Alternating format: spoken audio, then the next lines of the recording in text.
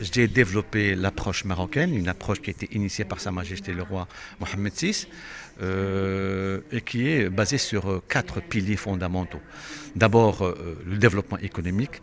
Sans démocratie, sans élargissement des champs des libertés, on ne peut pas avancer au niveau du sud de la Méditerranée, notamment au niveau des pays arabes. Le deuxième volet qui me paraît également extrêmement important, c'est celui du développement économique. Est-ce que ce que nous faisons au Maroc, à travers la création d'emplois, à travers des initiatives prometteuses, comme c'est le cas de l'INDH par exemple, l'infrastructure, les interconnexions, ce que nous faisons, c'est créer des emplois, c'est promouvoir la croissance et c'est un rempart fondamental contre toute forme de fanatisme, terrorisme.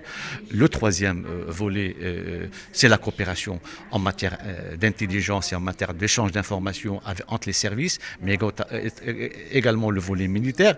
Mais ce volet militaire à lui seul ne suffit plus. Nous l'avons remarqué en Syrie, nous l'avons remarqué en Libye. Il faut un développement politique, il faut une négociation, il faut des compromis nécessaires. Et c'est ce que le Maroc a essayé de faire à travers, en abritant les pourparlers de paix de Srerat sur le conflit libyen.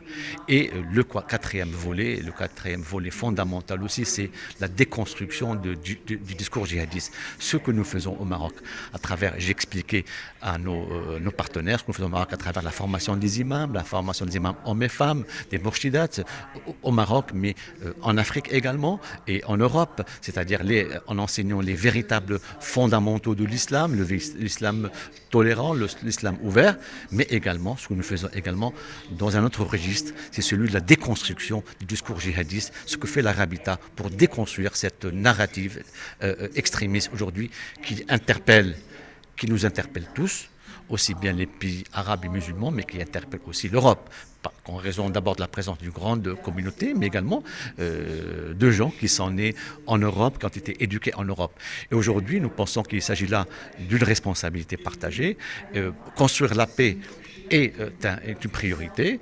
Le Maroc, en tout cas, a compris depuis son indépendance et grâce au leadership de Sa Majesté le roi Mohammed VI en s'impliquant dans des réformes audacieuses qui nous a permis aujourd'hui de construire un Maghreb, un Maroc plutôt, un Maroc démocratique, un Maroc où il y a des perspectives pour les jeunes générations.